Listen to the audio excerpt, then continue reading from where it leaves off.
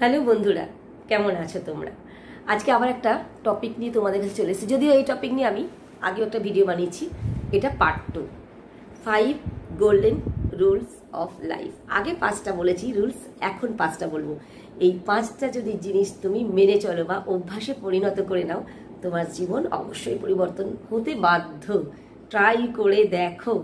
তো ফার্স্ট আজকের যেটা পয়েন্ট, তো সেটা হচ্ছে যে তোমরা প্রথম যেটা বলবো যে সূর্য ওঠা দেখার অভ্যেস তৈরি করো। প্রতিদিন সূর্য ওঠা দেখো।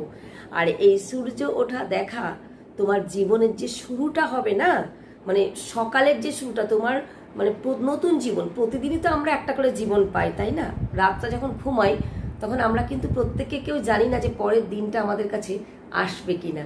তো পরের দিনটা দেখার জন্য সেটা আমাদের কাছে একটা নতুন জীবন। সেই নতুন জীবনে যখন আমরা শুরু করব, সূর্য উদয় দিয়ে শুরু করো। তোমার জীবনের যে ওই যে সূর্যের যে রশ্মি, সূর্যের যে আলোকের ছটা তোমার চোখে মুখে যদি সামান্য একটু পড়ে না, এটা তোমাকে উজ্জীবিত করতে এতটা সাহায্য করবে যে তুমি চিন্তাই করতে পারবে না। হ্যাঁ, এটা যে কি ফল। আর তার সঙ্গে যদি পারো তামার পাত্রে একটু জল দাও সূর্যদেবকে, একটা জল অর্পণ করো। ভীষণ ভালো অভ্যাস, ভীষণ ভালো অভ্যাস। এবং এই অভ্যাসটা যদি সকালে ঘুম থেকে উঠে বাসি জামাটা ছেড়ে করতে পারো, এতে তুমি স্বাস্থ্য সচেতনতা বাড়লো, সঙ্গে করে কি হলো, তোমার ঘুম থেকে ওঠার অভ্যেস তৈরি হলো, এবং তার সঙ্গে তুমি যে জল অর্পণ করছো এটাতে তোমার মানে একটা কি বলবো, একটা সেই আধ্যাত্মিক একটা জিনিস, যেটাকে আমরা বলতে পারি যে এই যে একটা সকালে পুজো করার যে অভ্যেসটা, মানে একটা সুন্দর ভাইব্রেশন, একটা পজিটিভ একটা ভাইবস তুমি নিজের মধ্যে ফিল করতে পারবে। মানে দিনের শুরুটা যদি এরকম হয়, দুর্দান্ত একটা শুরু, দুর্দান্ত একটা অভ্যেস, দুর্দান্ত একটা জীবনের নীতি বলতে পারো। এটা তৈরি করে ফেলতে পারলে তুমি দারুণভাবে কাটাতে পারবে, দারুণভাবে। বিছানা থেকে আগে করে উঠে একটা সূর্যকে দেখো, সূর্যকে একটা প্রণাম করো, একটু জল অর্পণ করো। এটা হচ্ছে ফার্স্ট আজকের ভিডিওর পয়েন্ট। সেকেন্ড পয়েন্ট, যে প্রত্যেক দিন অন্তত 2টো মানুষের প্রশংসা করো। 2টো মানুষের। হ্যাঁ, এই যে প্রশংসা করার অভ্যাস তোমার মনের উদারতাকে মানে দেখাবে আর কি, প্রকাশ করবে। তোমার মনটা এই যে অন্যের আমি প্রশংসা করতে পারছি, এইটা তৈরি হবে তোমার মধ্যে, এবং মানে সেই মানুষগুলো তো ভালো লাগা আসবেই, এবং তুমি যার কাছে প্রশংসা করছো সেই মানুষটাও ভাববে যে তোমার প্রশংসা করারই অভ্যেস আছে, তুমি নিন্দে করো না।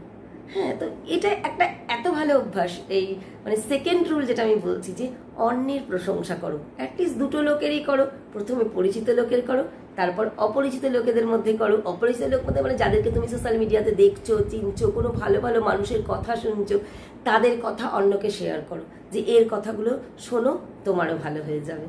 তো এই যে প্রশংসা করার অভ্যাস, এটাও খুব ভালো একটা অভ্যাস। এটা ছোট থেকে তৈরি হবে, প্রথম থেকে তৈরি হবে। তৈরি করে দেখো না জীবনে তোমার কতটা পরিবর্তন আসে, তুমি মানুষের কাছে কতটা গ্রহণযোগ্যতা পাও, করে দেখো।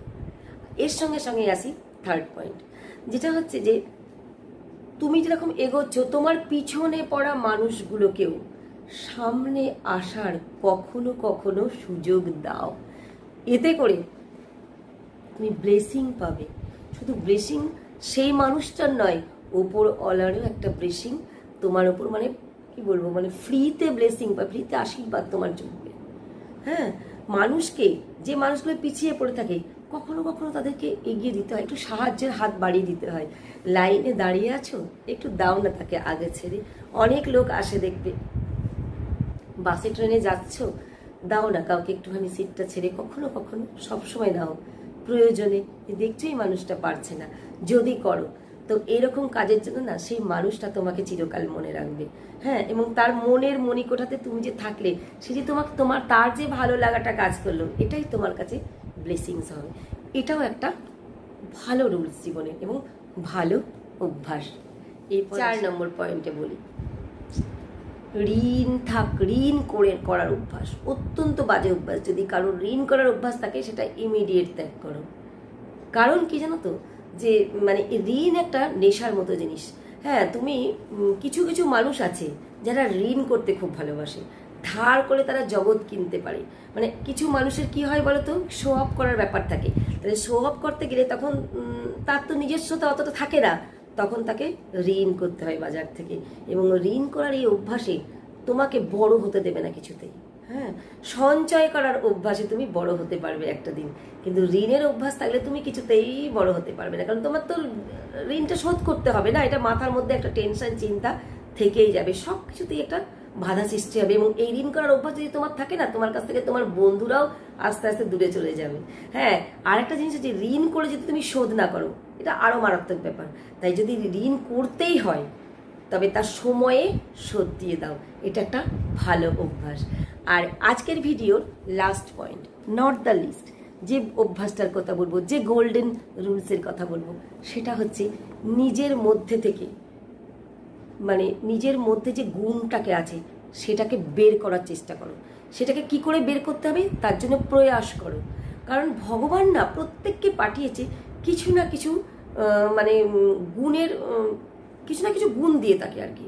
হ্যাঁ, তার মধ্যে কিছু না কিছু জিনিস আছে, কারণ প্রত্যেকে ইউনিক। তার মধ্যে যে জিনিসগুলো আছে না, সেই জিনিসটা কি ভগবান দিয়ে রেখেছে, বের কিন্তু তোমাকেই করতে হবে তোমার মধ্যে। সেটার জন্য প্রয়াস করতে হবে, চেষ্টা করতে হবে, পরিশ্রম করতে হবে, ভালো ভালো মানুষের সাথে মিশতে হবে, দেখতে হবে, জানতে হবে যে এই মানে কিভাবে করা যায়। হ্যাঁ, কারা তোমাকে হেল্প করছে তোমায় বুঝতে হবে, মানে তোমার ভালো চাইছে কারা, তোমাকে বোঝাচ্ছে যে তোমার মধ্যে এই জিনিসটা আছে, তুমি সেটা করে চেষ্টা করো বেরিয়ে আসার। তো এই জিনিসটা অবশ্যই মাথায় রাখতে হবে। হ্যাঁ, এইটা একটা বড় একদম ইম্পর্টেন্ট জিনিস।